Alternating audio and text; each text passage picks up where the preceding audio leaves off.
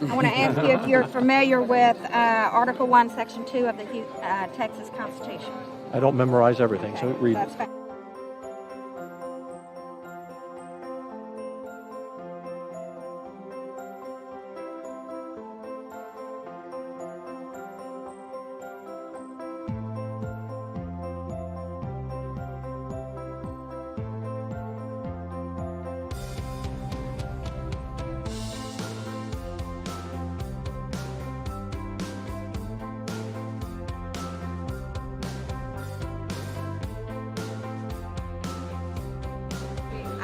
I'm not asking you if you believe in independence right now or should we leave. What I'm asking you is whose decision is it? Is it we the people or is it the legislature? You've asked me a question I've not been asked. You've asked me a question I've not researched. And so I will follow back. And you have to research it? Yeah, I just read the Texas Constitution. Ma'am, I understand. But there will be a legal opinion on that, and I don't know what that legal opinion is, and I would want to go to the Attorney General and find out what that really says and really means and what the intent is. Reading me something for the first time that I have not looked at, and you're asking me a question, and I'm happy to give you an answer and follow up and give you the answer.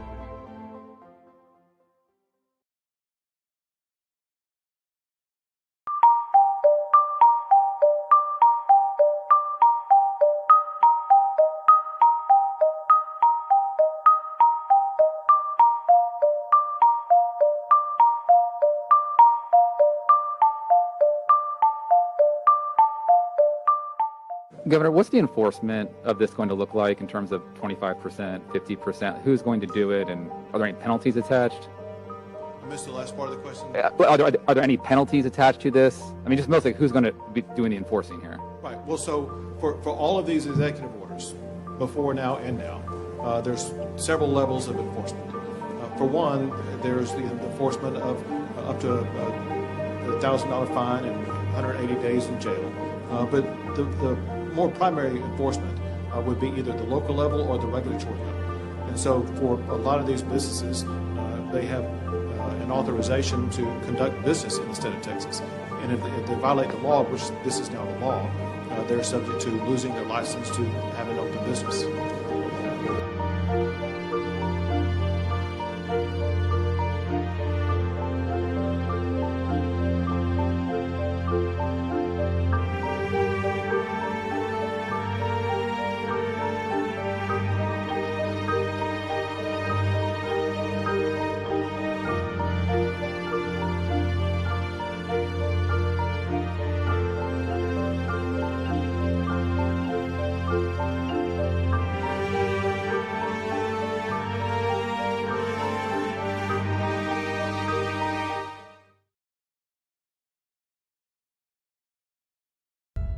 Many of us are waking up to the fact that the values of those in Washington, D.C.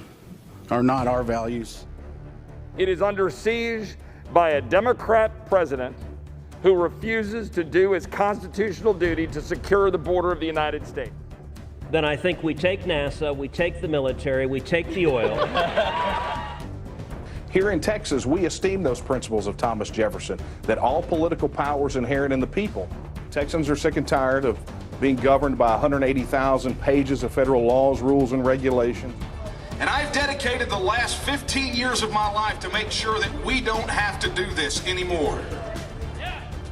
It is for all of these reasons and more that tonight I am officially announcing that I will be running as a Republican candidate to become the next Lieutenant Governor of the great state of Texas.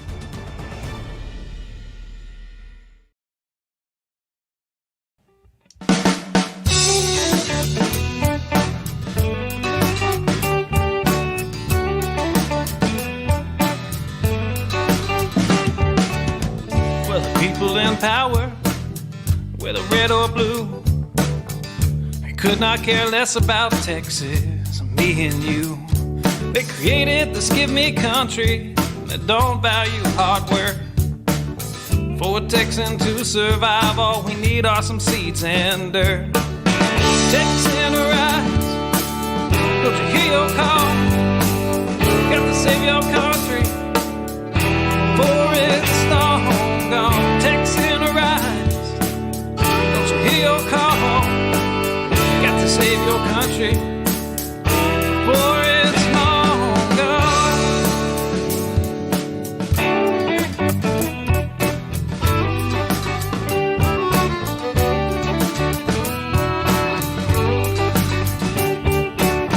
We believe in family and we value our community. Gladly lend a helping hand to a neighbor in need. And we don't believe that government should provide for all of society's needs. No, it's the pride of a Texan to give to others voluntarily. Texan, arise, don't you hear your call?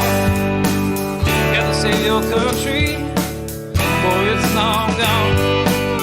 Texan, arise, don't you hear your call? Gotta save your country before it's long gone.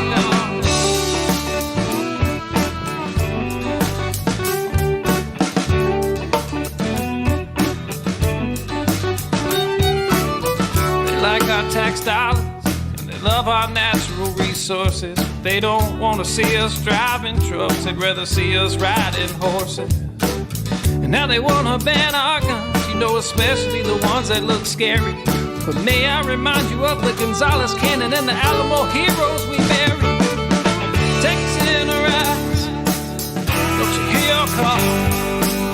Got to save our country before it's long gone. Texan, arise, don't you hear your call?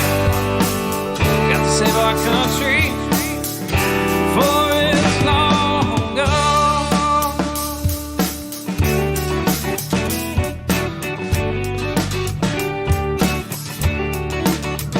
This last verse is straight from the Texas Constitution, Article 1, Section 1 and 2. Look it up.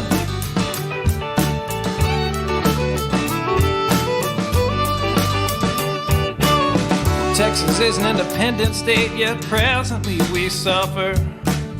We no longer possess the right to locally self-govern. Now it's time as a people in which all political power is inherent. And in such manner we find expedient, we reform or abolish our government. I said, Texan, arise, don't you hear your call? Got to save your country before it's long gone. Texan, arise, don't you hear your call? Got to save your country before it's long gone.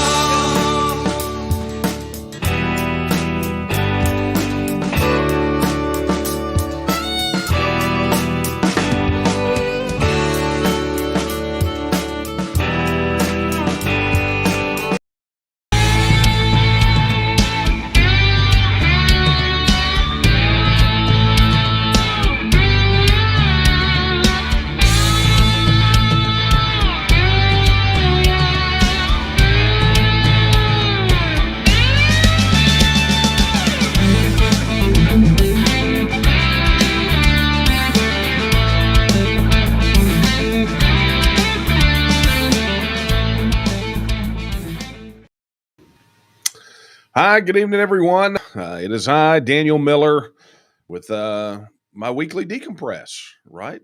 Time for some late night coffee talk. And as you can see, I am back home, and that's great. Right back here in the office, doing all the things I need to do. There's not been a whole lot of traveling, but we'll talk about that. We'll talk about it in the recap, talk about what's ahead. And man, got some explosive news to talk about. We dropped a bombshell a couple days ago, and well, I guess I say a couple days ago. I guess it was yesterday, right? But we'll talk about that. But in the meantime, look, I want to thank you so much for joining me tonight for our weekly cup of coffee, where we talk about all things Texas and TEXIT and T&M, and I answer your questions, and we talk about whatever you want to talk about, and a whole lot of what I want to talk about. Things I got to get off my chest, things I want to talk about, things I need to share with you. And there's a good bit. And I think you can understand that, right? You can understand there's an awful lot going on, I'm sure. Okay, let me get a little housekeeping out of the way right off the bat so we can just tear off into it. First and foremost, if you are watching this on YouTube, on the TNM's YouTube channel, both on TNM's YouTube channel and mine, chat is active. So be sure that you like the video, subscribe to the channel, and of course, hit that notification bell so that you can be notified every single time we go live. Or post new videos. And there's been quite a few. There's a bunch of speeches getting ready to hit the TNM's YouTube channel, and mine too. We've had a couple of videos about the campaign hit. So, be sure to do all those things. And of course, on the TNM side, Super Chat is active. And of course, 100% of the proceeds from Super Chat on the TNM's YouTube channel goes straight to the TNM to help continue to help support the work that we do and help us continue to fight the good fight for Texas independence. All right. So Facebook, you know what to do, right? Like, share, comment, wherever you're seeing it. If it's in one of the groups, you can't share it probably. Because I don't think we share it to any public groups. I think they're all private groups. But if you're watching it in a group, you can still like and comment and do that because when you like, share, comment, it definitely helps beat the algorithm and helps you see more of our posts over there. And of course, we are broadcasting on Twitter. And I got to tell you, we're getting ready to do our own Twitter Spaces thing over there, which is sort of like an audio roundtable. It's like this, but audio only, right? So you don't have to look at me. We just do it over there, and it's going to be fun. We're going to give it a whirl here pretty soon. And lots of cool things going on. Of course, we're on Twitch and all that. So, look, wherever you are, you know what you got to do on the social media deal. Share, because we have got to get the word out because of the bombshell announcement that was made yesterday. And we'll talk about that related to the TEXIT petition.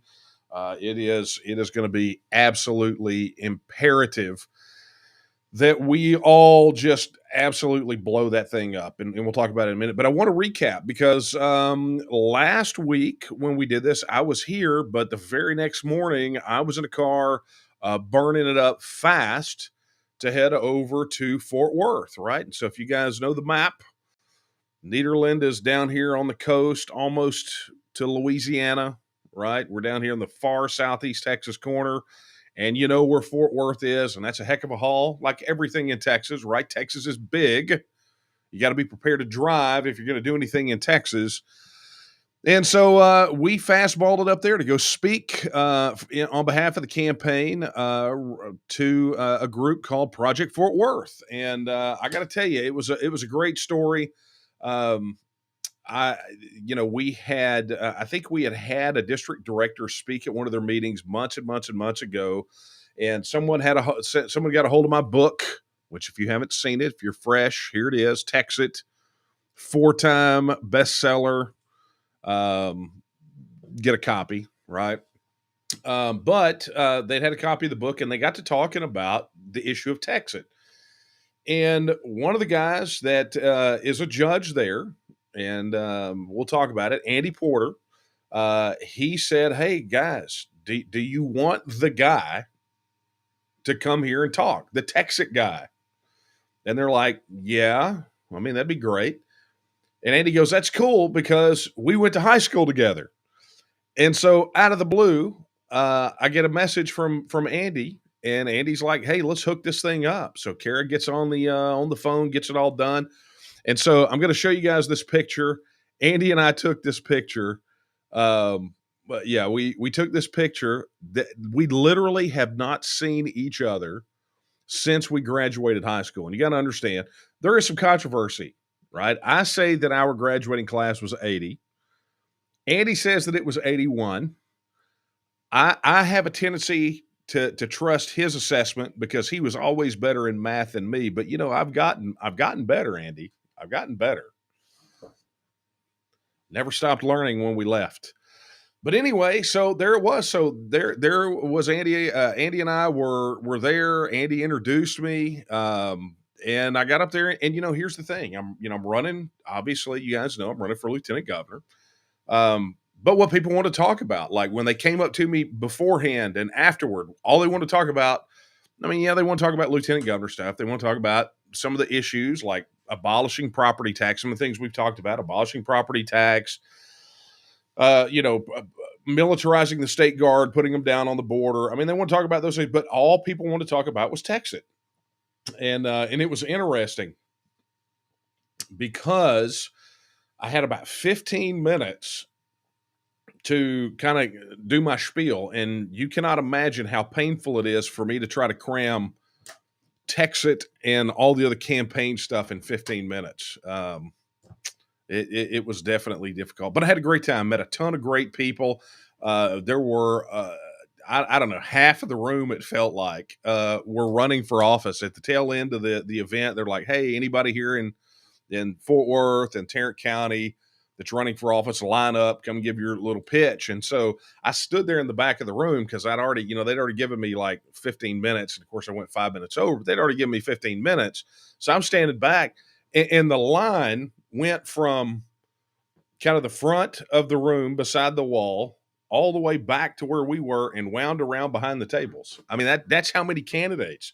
When I said that this is going to be the most contested primary election in Texas history, I wasn't kidding. It's just, it was amazing. So let me just go ahead and publicly thank the organizers there at Project Fort Worth. They were exceptionally hospitable. And of course, a big thank you to my friend. And man, it's so great to see him. But a big thanks to Andy Porter for hooking this thing up and being so great. And looking forward next time I'm up in the area to getting to break bread with you, amigo. So thank you for setting this up. It was wonderful.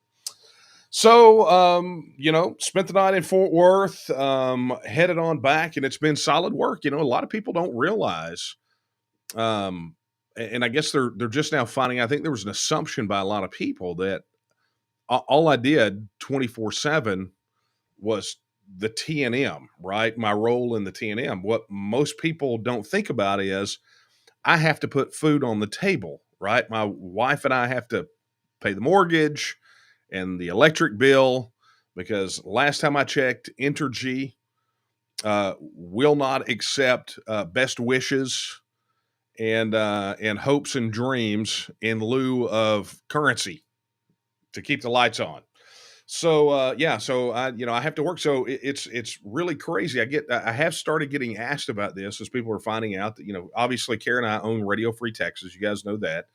It's a business that we've had since 2005, but I work as an independent tech consultant as well.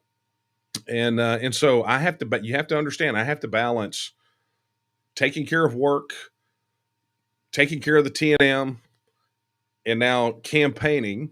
And at some point in there, I have to sleep. Not much, on average, about 2 to 4 hours a night, but it has to happen. So yeah, I mean, but that's what's happening. So we burned back. I worked through the weekend, got a lot of stuff done, but the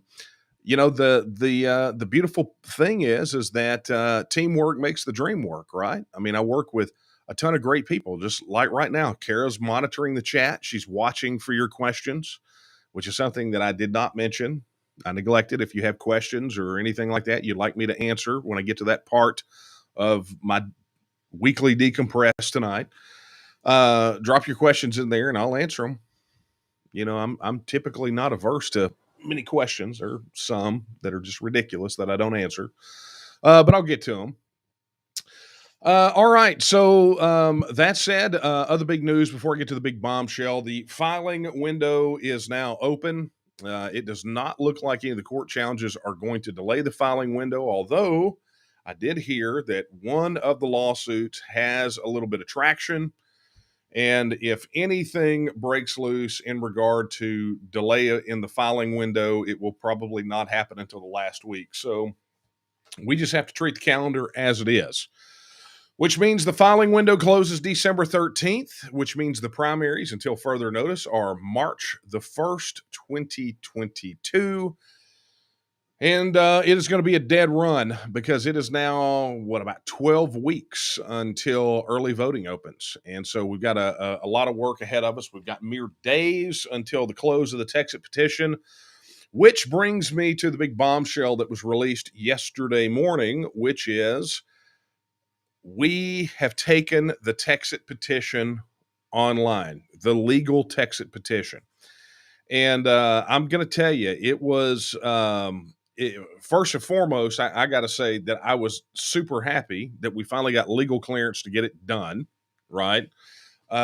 Because for us, in the strictest wording of the Texas election code, particularly our interpretation as we read it before we launched the petition campaign, and frankly, according to the legal experts, the attorneys that we had to look at it, there was not a good way for us to make the text petition online and make it legally valid, right?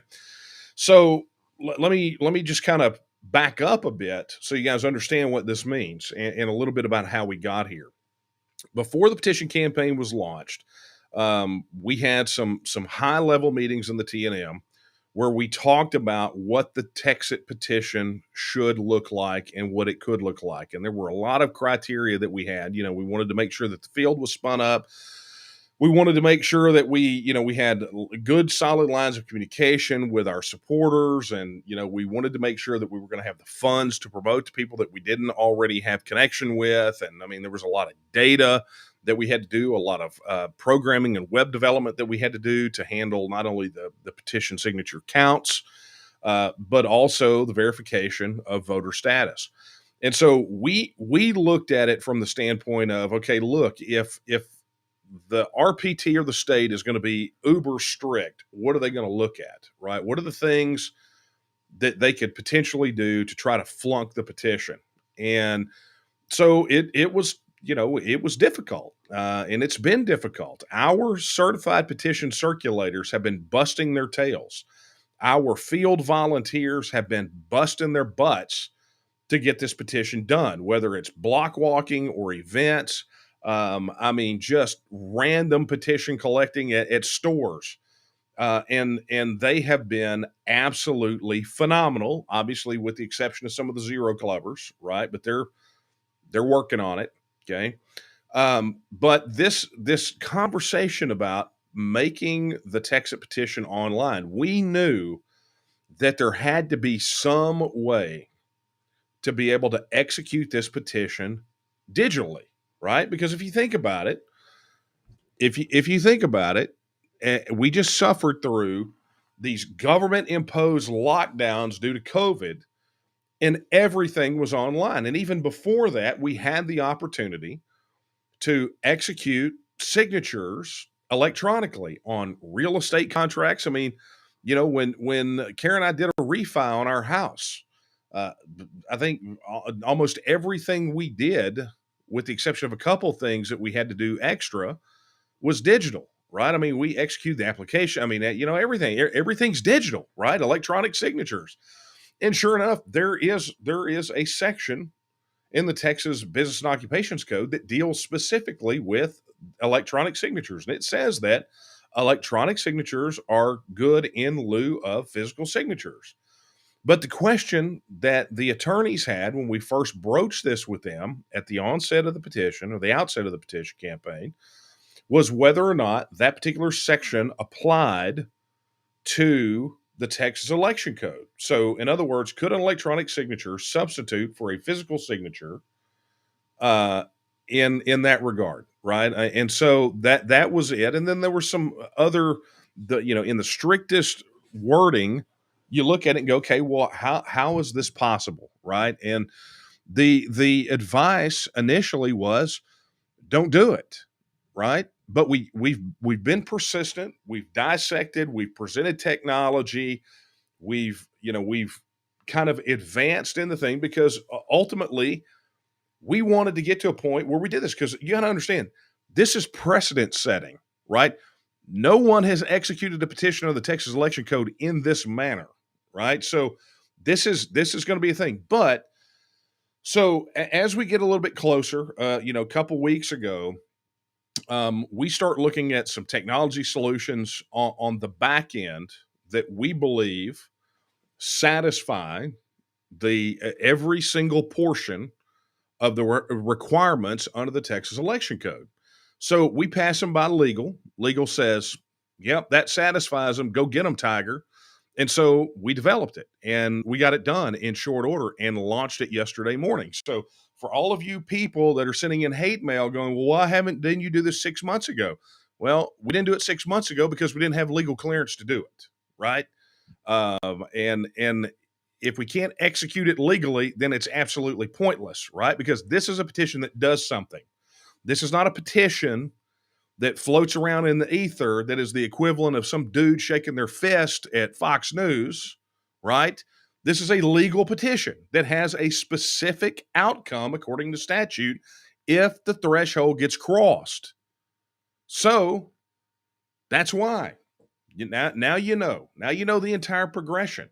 If we could have done it sooner, we would have. Because we would have done it day one. But we didn't because we couldn't. Now we can. Now that's what we got, and now it's easy. So all of the people that are complaining about, well, why didn't we do this sooner? Well, here's what you do. You want to get it done. This is so easy. All you got to do now is go share the link. If you literally go to this link right here, hang on, I'm going to pull it up for you. I'm going to put it on the screen.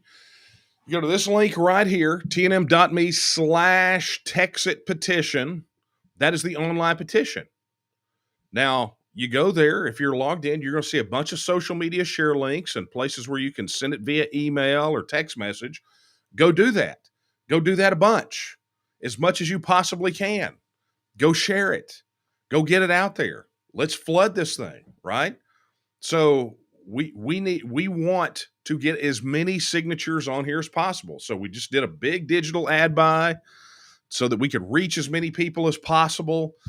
We've already sent 3 emails to the list about it. It is prominently displayed everywhere. It is pretty doggone imperative, right? So now you don't have to drive anywhere. Now you don't have to go knock on a door. Now you don't have to set up at a Walmart parking lot. I mean, go do it because we'd love for you to engage. I mean, we still have time and we need to be doing in person as well as online. But even if you can't do in person, go do it online. Share, right? Put your clicking finger where your mouth is. Easy peasy, right? It's online. And I'm so excited because I would have loved to have done this online from the jump. It's just that's. I mean, we're having to drag the Texas Election Code kicking and screaming into the 21st century, right?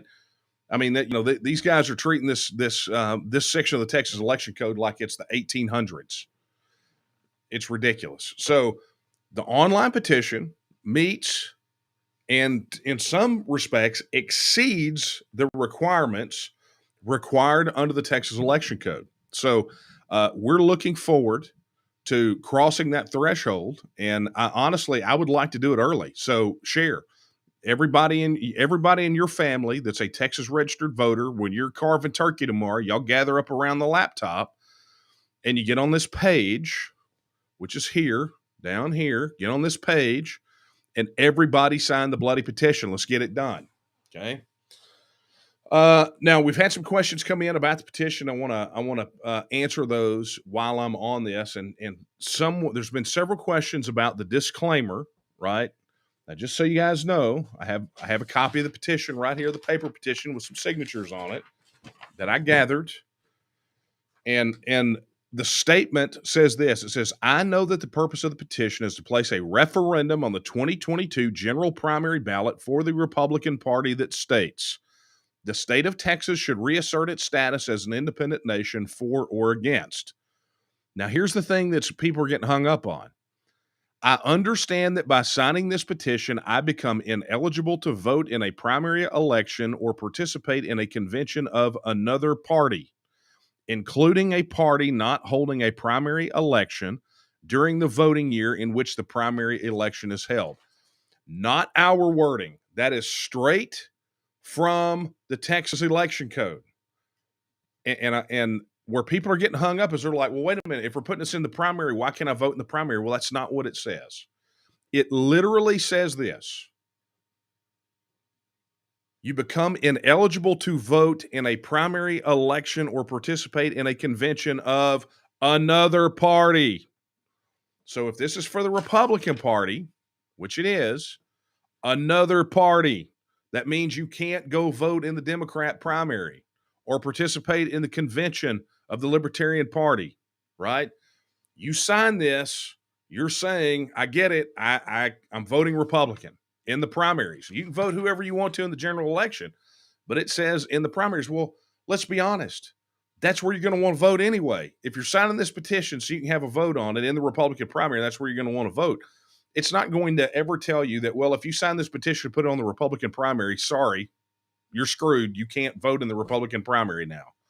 It's not how it works. It's another party. So everybody be super clear.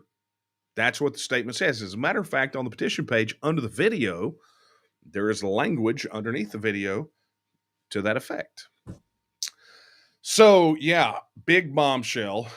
Many of you have already taken advantage of the petition online, and I really do appreciate it. If you have not, and you're a registered Texas voter, and you have not signed the paper petition or signed online, I'm going to encourage you to go to that page right there, tnm.me/TEXIT petition, and get your signature on the line, which is dotted.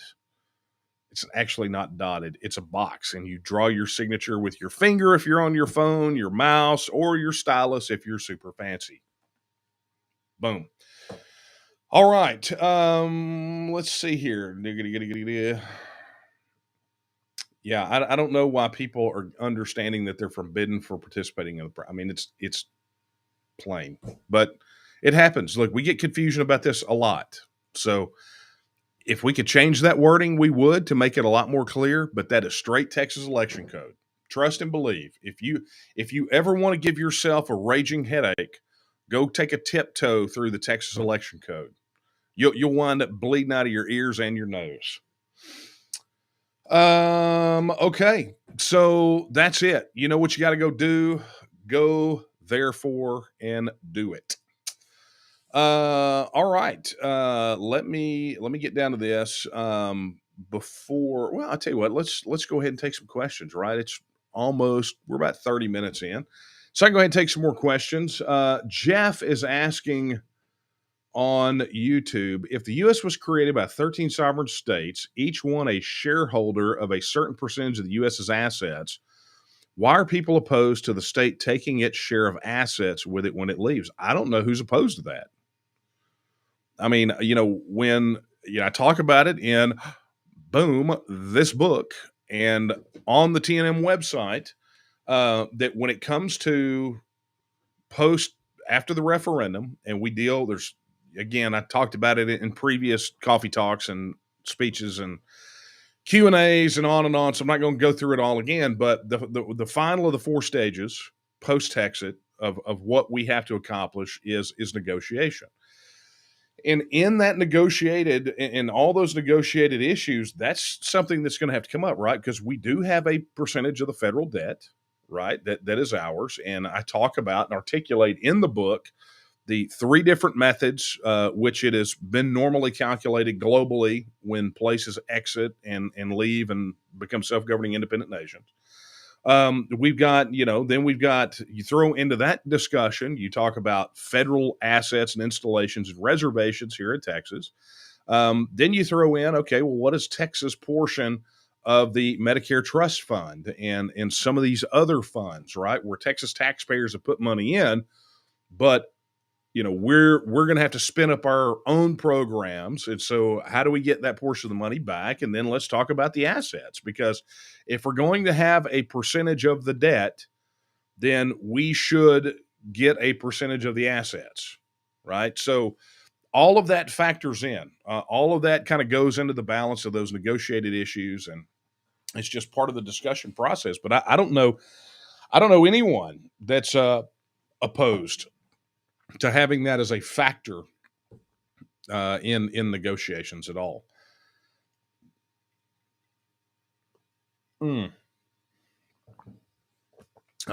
Coffee. It's a good one. Okay, Rory from Facebook.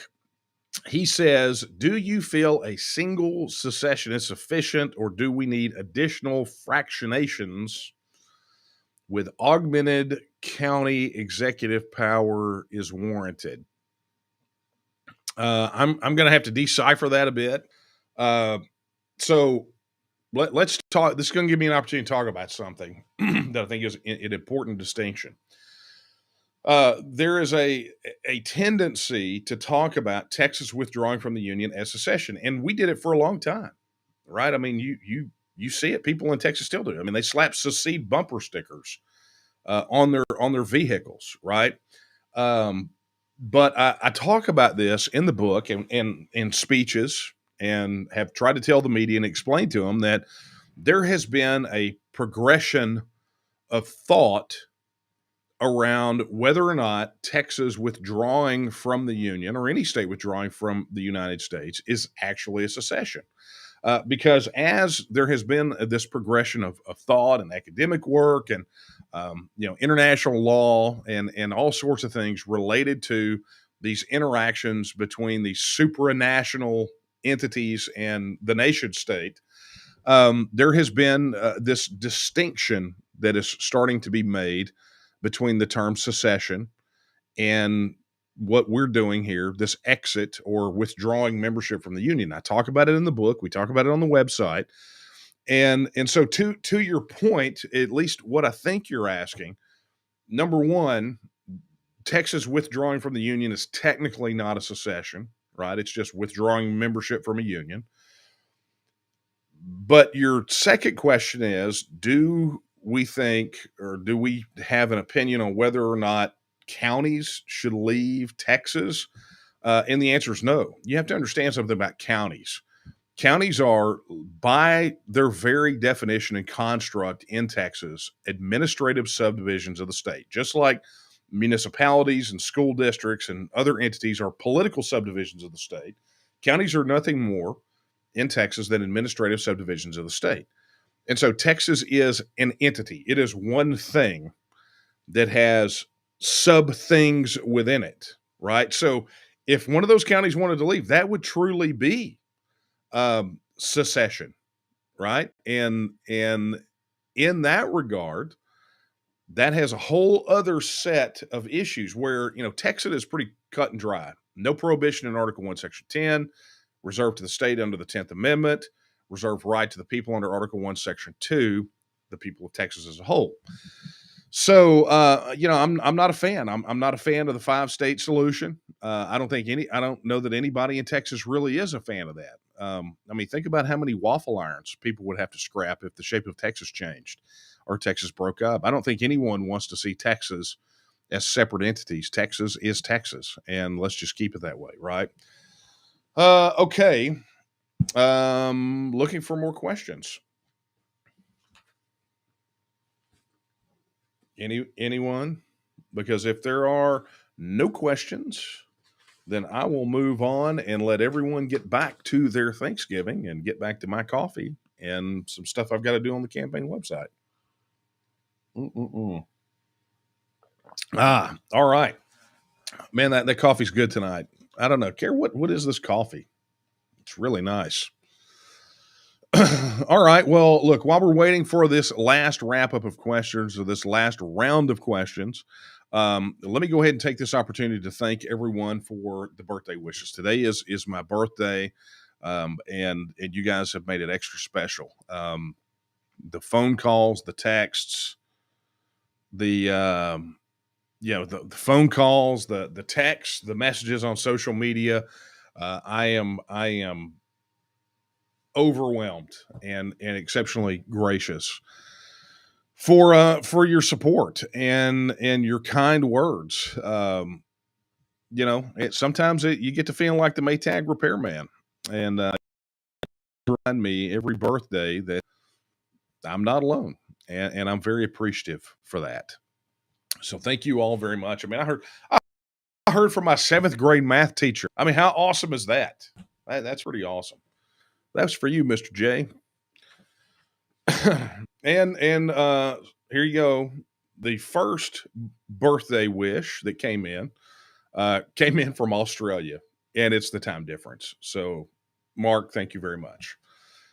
And look, I have to say again, thank you very much to my lovely wife, who has made today exceptionally special for me. I got my birthday meal request that I ask for every year, and I got a birthday pie. I do not do birthday cake; I do pie, and so it's wonderful. Matter of fact, I'm going to have a piece of that pie as soon as we're done here.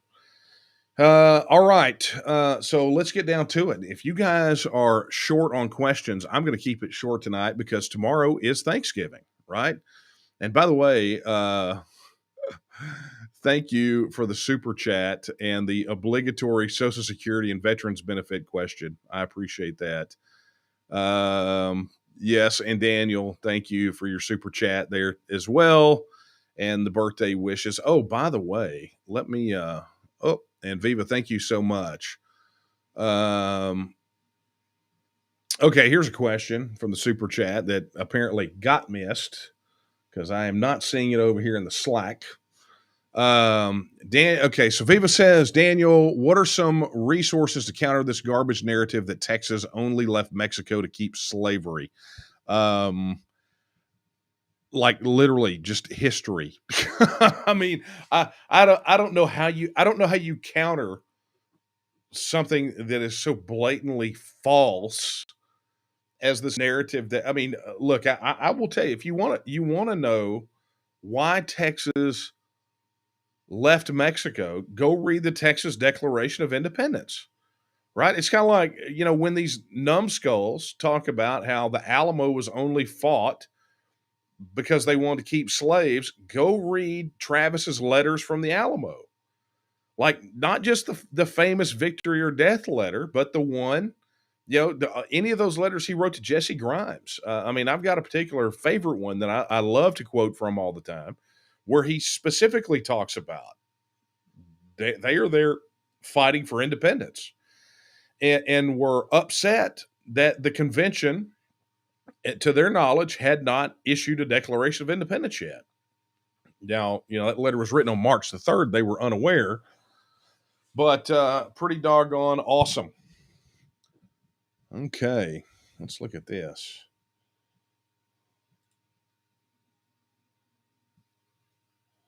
Okay. So, yeah, I mean, I don't know specifically other than to say, just pick up a daggum history book, that this CRT nonsense and specifically this narrative about slavery is a backhanded attempt to attach a morally reprehensible institution to the issue of Texas independence, right? It is a backhanded way to justify anything that they do by saying that it was corrupt from the beginning, right? And that's essentially what they're trying to do here is they're trying to rewrite history. And George P. Bush, as land commissioner, when he was walking hand in hand with the city of San Antonio and those Marxists and Maoists over there in city government that believed that the Alamo was, the defenders were all a bunch of drunks, crooks, and slavers, according to them. That they betrayed themselves. We literally have an entire page on our website detailing their attempts to rewrite history of the Alamo, and we contextualize it by explaining that what their attempt is to erode and undermine the original independence of Texas to essentially sabotage our attempts at independence now, to delegitimize the concept of independence. And you know what? Those guys can go pound sand because I'll be cold and dead in the ground before I let these people revise our history to denigrate the people who fought and in some instances died to make Texas a free and independent self-governing nation in an attempt to execute a backhanded ideological takeover of Texas and hand it over to a bunch of neo-Marxists and Maoists and progressives. It's not going to happen. Not as long as I'm breathing. But thank you for the super chat. The organization appreciates it. Okay, Dan wants to know if Chad Prather's going to be joining Late Night Coffee Talk again. I don't know. We're going to talk about it. Prather and I'm supposed to be doing his show. I've got to call and get it set up, but it's coming. Yeah, we're heading that direction. Someone asks, how possible is this really? Absolutely 100% possible. And not only is it possible, it is at this point virtually inevitable. Lisa, thank you for doing a super chat donation to the TNM for my birthday. And that gives me an opportunity to thank my aunt who lives up in Avenger, Texas. My Aunt Bernice and Uncle Louie. Aunt Bernice's birthday is actually tomorrow, right? It's kind of weird in our family. Mine's today. My aunt's is tomorrow. My sister's is on the 26th. But Aunt Bernice's birthday is tomorrow, and literally, she sends me a birthday card every single year. And in this card, she had a $50 donation for the TNM. So, Aunt Bernice, thank you very much. I appreciate it, and I'm looking forward to seeing you. We're coming to see you. You don't know it yet, but if you're watching tonight, you'll know it's happening. We'll tell you about the schedule. We'll call you and let you know. All of you guys will get to know, because when I'm up in that neck of the woods, it's going to be for campaign stop at a wonderful steakhouse, which is an absolute diamond in the middle of the piney woods up there in Avenger. We'll talk about that later. But Lisa, thank you for that contribution, and thank you to my Aunt Bernice. Okay, so let's look. See if we got any more questions over here that I can handle. Look at me, I'm scrolling. Karen and I are tag teaming tonight. How awesome is that?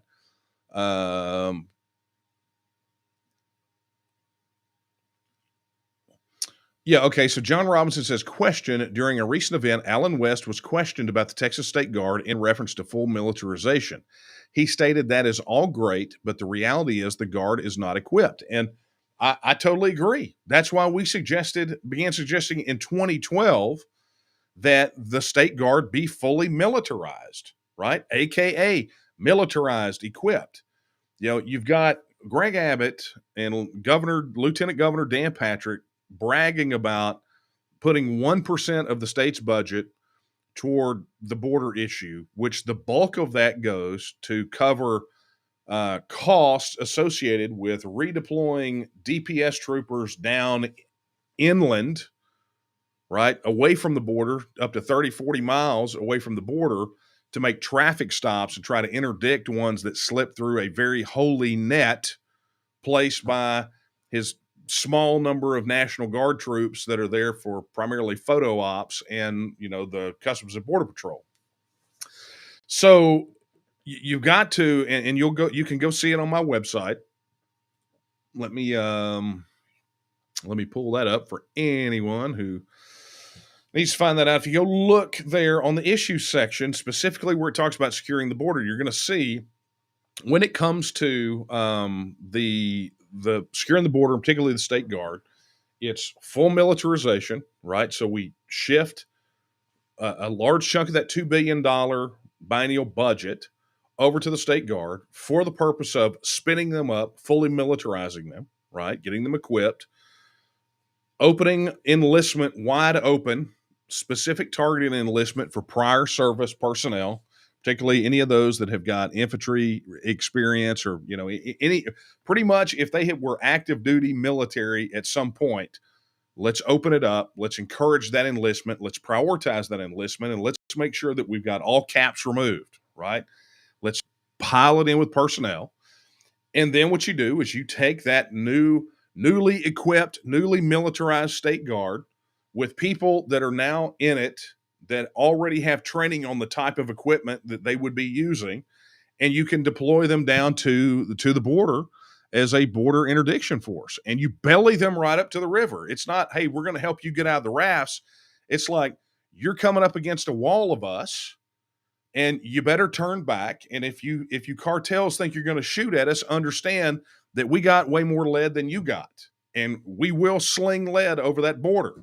And you'll be lucky if we don't send over choppers and mortars, right? I mean, so So that's the kind of rules of engagement that we're talking about here. Don't shoot at us, and you don't get to set foot on this side of the river. That's the kind of thing that we've got to talk about. So, while I respect what West says about that, the fact of the matter is he just pointed out exactly what the problem is. The problem is that the State Guard needed to be fully militarized because they are the one branch of the Texas Military Department that cannot be federalized.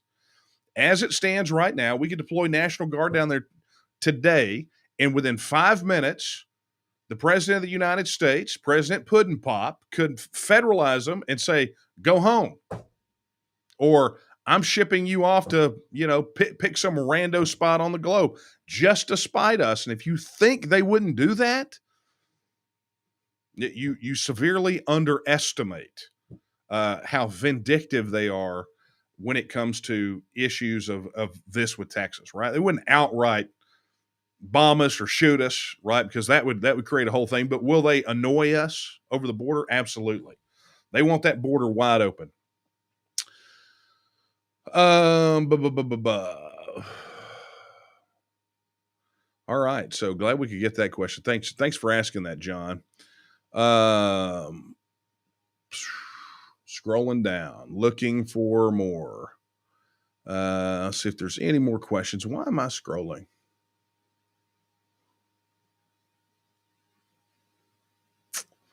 Huh. Okay. Wow. All right. So here's what we're going to do. I got about 15 minutes left. And let me see if there's any more super chats. Hey, El Barto, thank you for your super chat. When will TNM endorse primary candidates? We will be, we're working out the final details, but we are going to do a candidate showcase for the TNM candidates. We're going to get Belmore on here probably in the next, probably next couple of weeks, sometime before the filing window closes. We're going to talk about the Take Texas Back campaign. And then we're going to do a candidate showcase where we're going to run these guys through so you can see them. There's a whole lot planned, but it's coming. But hey, I'm really hoping that I get the TNM's endorsement. I really am. Okay. So, hey, thank you for the happy birthday wishes, everyone. Thank you. And all right. So look, we got that going. Okay. Well, look, as we get ready to wrap up tonight, I want to end tonight a little bit differently because tomorrow is Thanksgiving. And it's an extremely important day, and I wanted to share something with you. On the 15th of January, 1842, the president of the Republic of Texas, Sam Houston, he issued the first official Thanksgiving proclamation in Texas. And it said this. It said, whereas it has become a custom among the civilized and Christian nations of the earth to render evidence of national calamities and national blessings by the public manifestation of their respect for the religious observance of certain days for fasting and prayer. And whereas this is a decorous and becoming acknowledgement of that feeling which evinces to our fellow men and to nations that we entertain a profound belief in the existence of an almighty God who controls the destinies of the world, whose favor we invoke and whose wrath we deprecate. And whereas the Texian people have been objects of the peculiar care and interposition of a divine providence, and after the chastisements of his will, he has manifested his abundant kindness by enabling them to occupy a place among the independent governments of the earth. He goes on to sign it, therefore, be it known that I, Sam Houston, President of the Republic of Texas, do by these presents recommend to the good people of Texas to set apart and observe the 2nd day of March, 1842, the anniversary of our national independence, as a day for devotional exercises by suspending all temporal avocations and appropriating the day to religious and Christian worship. You see, President Houston acknowledged the power of Almighty God, and in his hands, the independence of Texas. By setting an official observance of Thanksgiving on the anniversary of Texas independence, he sent a clear message that securing and maintaining independence was important, not just for that day, but for every day. So on this Thanksgiving, let us remember the words of Sam Houston and the legacy of independence handed down from his generation of Texians. Let us recommit our efforts to secure and protect the political, cultural, and economic independence of the nation of Texas. Let us give thanks for those among us who sacrifice and work to move us ever closer to the independence we desire. Let us also engage in thoughtful reflection and prayer that Almighty God will strengthen and guide our efforts, make our path clear, and hasten the day when Texas will again lift its head and stand among the nations to serve as a beacon and a light to the world. And on a personal note, I want to thank all of you. Over the last year, you've shown that the spirit that built Texas, that made it independent the first time, is alive, well, and thriving in Texas. You've shown a level and dedication and fortitude that I haven't seen in the 25 years I've been engaged in this fight for the future of Texas. And personally, I'm grateful for your encouragement, for your support, and importantly, for your kindness as we walk together toward our common destiny. And so, with thanks in our hearts and gratitude on our lips, let's move forward to create our future together. Let's go win. Let's go make Texas free and independent again. And so, with that, as we wrap up this late night coffee talk, this wonderful thing that you guys have built. This started with me.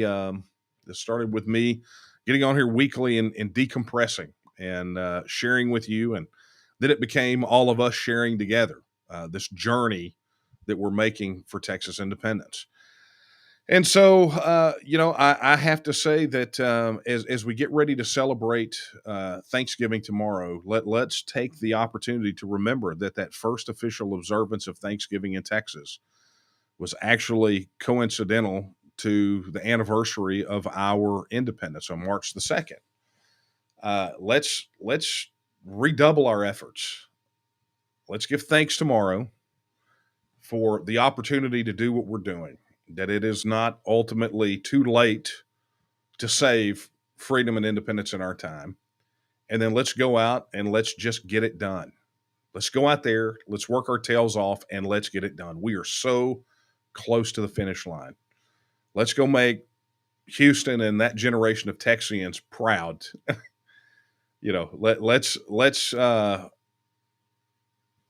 Let's go give them a show, right?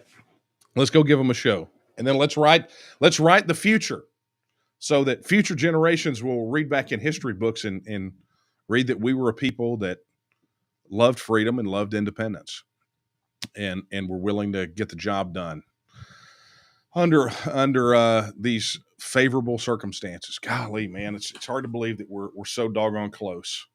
We're so close.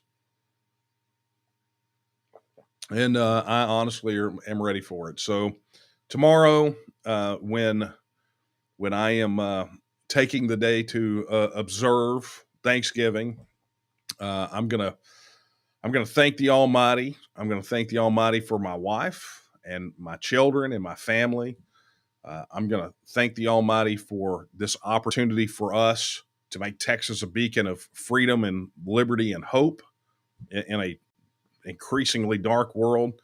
But more importantly, I'm going to thank the Almighty for you, for who you are, the support that you've shown, and the work that you're doing, because this is about all of us, and I am thankful for you. So with that, I will sign off tonight with the words that I end with all the time, even though I've been told that I should not end my speeches with these words anymore. I don't care, because I'm not a politician. I'm never going to be a politician. I'm gonna say what needs to be said, and I'm going to continue to quote Sam Houston. until the grave diggers pat me in the face with a shovel. And so I will leave you with these words that I leave you with every week. It was Sam Houston who said that Texas will again lift its head and stand among the nations. My friends, that time is right now. And the question is, will you stand with her? Good night and happy Thanksgiving.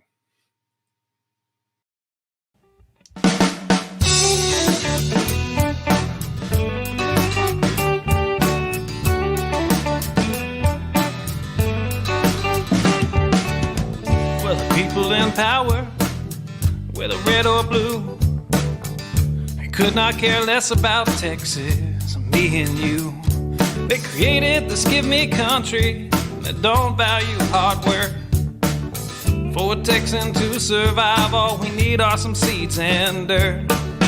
Texan rise, don't you hear your call?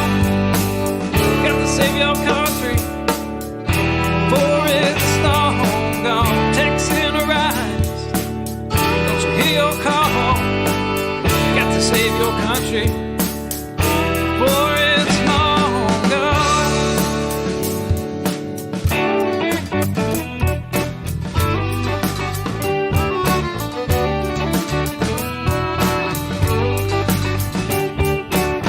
We believe in family and we value our community.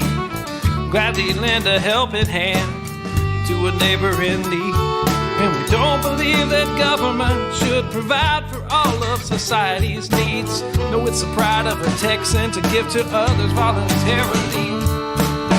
Texan rise, don't you hear your call? Gotta save your country, for it's long gone. Texan rise, don't you hear your call? Got to save your country, for it's long gone.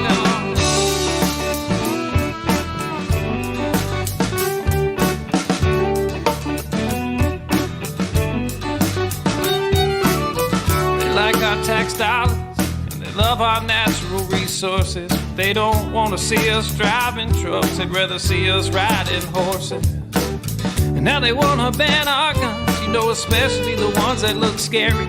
But may I remind you of the Gonzales Cannon and the Alamo heroes we buried. Texan rise, don't you hear your call? Got to save our country, for it's long gone. Texan rise, don't you hear your call? Got to save our country, for it's long gone.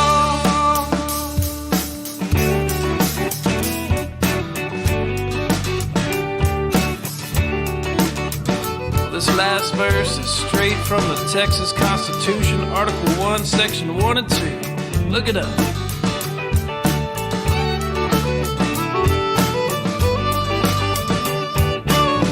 Texas is an independent state, yet presently we suffer. We no longer possess the right to locally self-govern. And now it's time as a people in which all political power is inherent. And in such manner we find expedient, we reform or abolish our government. I said, Texan rise, don't you hear your call? Got to save your country, for it's long gone. Texan rise, don't you hear your call? Got to save your country, for it's long gone.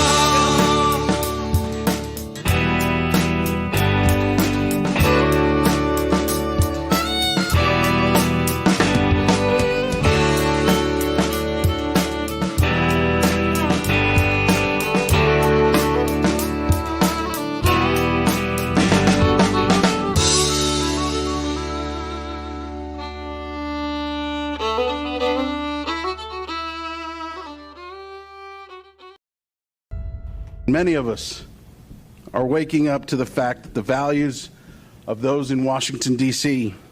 are not our values. It is under siege by a Democrat president who refuses to do his constitutional duty to secure the border of the United States. Then I think we take NASA, we take the military, we take the oil, Here in Texas, we esteem those principles of Thomas Jefferson, that all political power is inherent in the people. Texans are sick and tired of being governed by 180,000 pages of federal laws, rules, and regulations. And I've dedicated the last 15 years of my life to make sure that we don't have to do this anymore.